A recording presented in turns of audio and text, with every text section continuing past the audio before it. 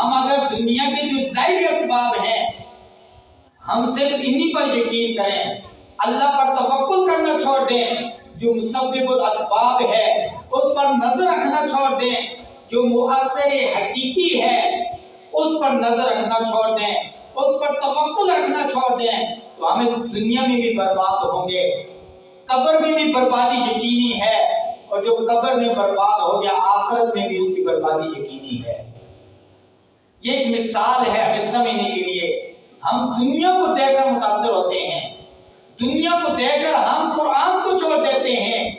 ہم دین کو چھوڑ دیتے ہیں، اس دنیا کی خاطر ہم اپنے علماء کی ہر جگہ برائیاں کرتے رہتے ہیں۔ ہم کہتے ہیں کہ یہ علماء تو ویسے لگے ہوئے ہیں،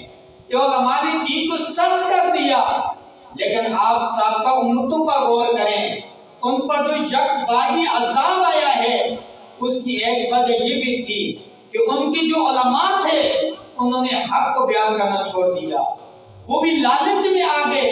وہ دنیا کی محبت میں آگے، وہ اپنی قوم کو سمجھاتے رہے، جب ان کی قوم نہ سمجھی تو وہ بھی انہی کی محفلوں میں بیٹھنا شروع ہو گئے، وہ بھی ان کے ساتھ انہی کی مجلسوں میں ان کے ہم شریک ہو گئے۔ پھر اللہ تبارک و تعالی نے یک بارگی انہیں عذاب میں مبتلا کر دیا۔ اے امت مسلمہ، کیا تم شکر نہیں کرتے؟ تمہارے علماء حق ہی بیان کرتے رہتے ہیں،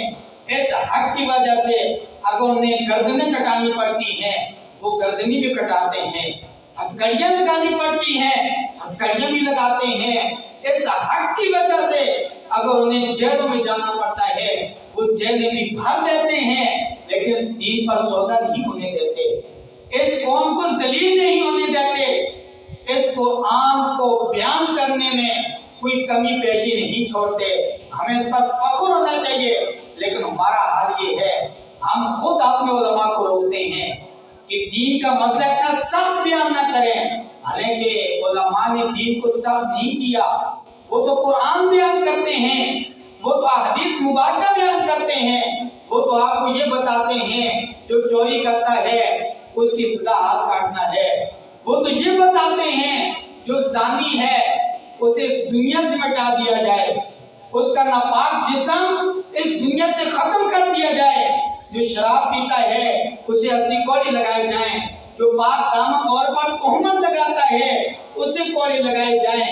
یہ تو شریعت کے احکام بیان کرتے ہیں، یہ تو قرآن بیان کرتے ہیں، اور اگر یہ احکام بیان کرنا چھوڑ دیں،